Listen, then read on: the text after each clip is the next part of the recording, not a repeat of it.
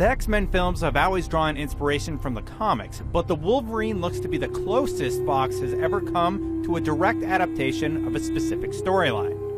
So let's take a look back at the history of Logan as it relates to the new film. Be warned though, spoilers from the comics follow. The movie is heavily inspired by Chris Claremont and Frank Miller's 1982 miniseries simply titled Wolverine. As hard as it is to imagine now, Wolverine was just an ensemble player back then, until this story happened, that is, making his first solo adventure and helping to kickstart the massive popularity he enjoys today. The comic sees Logan traveling to Japan. There, he tries to win the heart of the fair lady Mariko. Unfortunately, that puts him at odds with Mariko's father, the ruthless Yakuza crime lord Shingen. He sees Wolverine as Gaijin, a mongrel outsider with no honor. Logan is brought down low, only to team up with the mysterious and streetwise ninja Yukio to battle Shingen, reclaim his honor, and earn the right to be with Mariko. The story was the first to explore Wolverine's strong connection to Japan and his status as a Ronin, a wandering, masterless samurai.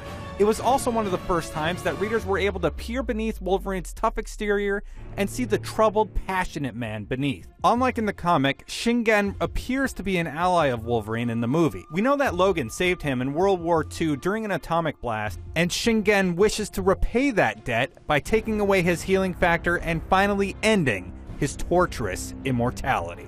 But while his motives appear to be benevolent, if this Shingen is anything like his comic book counterpart, he just might have more sinister motives in mind. Meanwhile, the presence of Silver Samurai and Viper in the film suggests a call out to Uncanny X-Men 172 and 173. In those issues, Wolverine's marriage to Mariko was cut short when Silver Samurai appeared to seek revenge for the death of his father.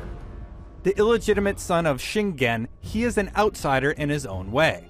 The samurai initially viewed Logan as an obstacle to claiming his father's throne as a crime lord. However, in the later years, both men came to respect each other as honorable warriors. Silver Samurai's mutant power allows him to charge his sword, making it strong enough to withstand even Wolverine's claws. In this movie though, it looks like he'll be donning a giant armored suit. That could work too. Viper, meanwhile, has also battled Logan many other times over the years. A terrorist leader, expert in hand-to-hand combat, and specialist with deadly poisons, she's also a member of the villainous organization Hydra. That's put her up against the likes of Nick Fury and Captain America too.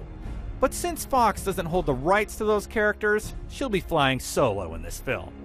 Another aspect of the Wolverine explores what happens when Logan loses his healing factor, making him a mere mortal.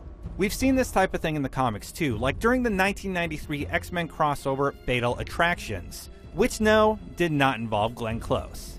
Instead, after having the adamantium on his bones violently ripped out by Magneto, Wolverine's healing factor shorted out, giving a newfound sense of danger to each and every fight. And then there's Jean Grey, who we've glimpsed in the trailers for the new movie. The thing is, the Wolverine takes place after X-Men The Last Stand, where Jean died, at Logan's hand no less. How she might be back in dream form or otherwise remains a mystery as of now. But Hugh Jackman has said that Jean represents one of the most important relationships in Logan's life.